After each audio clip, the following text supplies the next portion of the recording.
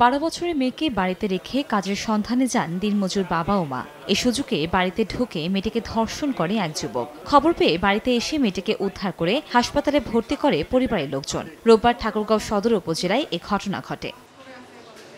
ধর্ষণের ঘটনায় শাহজাহান আলী নামে ওই যুবককে আসামি করে মামলা করেছে মেয়েটির পরিবার। অভিযুক্ত ব্যক্তির সর্বোচ্চ শাস্তি দাবি করেছে মেয়েটির পরিবার। যে আমাদের বোন আসলে ধর্ষিত হয়েছে, আমরা এলাকাবাসীর মুখে শুনছি এবং কি আমরা নিজেও আমাদের প্রাথমিকভাবে যতটুকু দেখা দরকার ততটুকু আমরা দেখছি।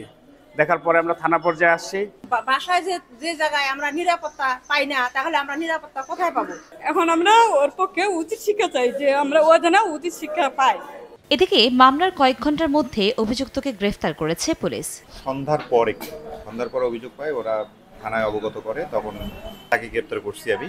অভিযুক্ত শাহজাহান আলীকে আদালতের মাধ্যমে কারাগারে পাঠানো হয়েছে। সময় সংবাদ, ঠাকুরগাঁও।